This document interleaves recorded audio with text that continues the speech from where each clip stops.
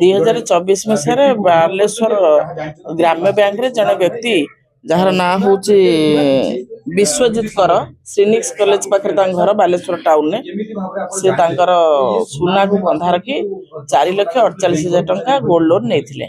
ତ ପରେ ସେ ବାରମ୍ବାର ତାଙ୍କୁ ନୋଟିସ୍ ହେଲା ପରେ ସେ ଲୋନ୍ ସୁଝିଲେନି। ତ ବ୍ୟାଙ୍କର ସସ୍ପେକ୍ଟ ଆରାଇଜ୍ କଲା। ବ୍ୟାଙ୍କ ସେ ସୁନାକୁ କାଟିକି ଟେଷ୍ଟ କଲା ବେଳକୁ ଜଣା ପଡ଼ିଲା ସେଥିରେ ଖାଦ ରୂପା ମିଶିଛି, ସୁନା ନାହିଁ।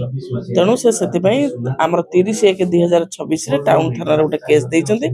ଟାଉନ ପୋଲିସ ସେ ଆସାମୀକୁ ଆରେଷ୍ଟ କରିଛି ଏବଂ ସେ କନଫେସ୍ କରିଛି, ମାନିଛି ଯେ ସେ ଠକିବା ପାଇଁ ଏ କାମ କରିଥିଲା। ସେ ମଧ୍ୟ 2025ରେ ବ୍ରହ୍ମପୁରର ବୈଦ୍ୟନାଥପୁର ପୋଲିସ ଷ୍ଟେସନରେ ଏଇଭଳିଆ ଗୋଟେ ନକଲି ସୁନା ଦେଇକିରି ଲୋନ୍ ଆଣିକିରି କେସ୍ କରିଥିଲା। ସେଥିରେ ସେ ଫରୱାର୍ଡ ହେଇଛି।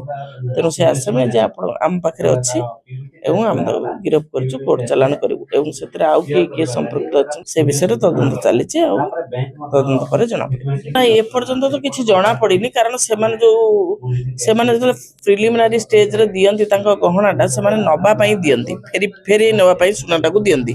ତ ସେଥିପାଇଁ ସେ ତାଙ୍କର ଗୋଟେ ଷ୍ଟୋନରେ ଘଷିକି ସେଟା ନେଇଯାଆନ୍ତି। ଯେହେତୁ ଉପରେ ଏଇଟା ଗୋଲ୍ଡ ପ୍ଲେଟେଡ୍ ଅଛି, ଘଷିଲା ପରେ ଏତେ ଭିତରକୁ ଜଣା ପଡ଼ିନି ଯେ ଏଇଟା ଖାଦ ପଡ଼ିଛି ବୋଲି।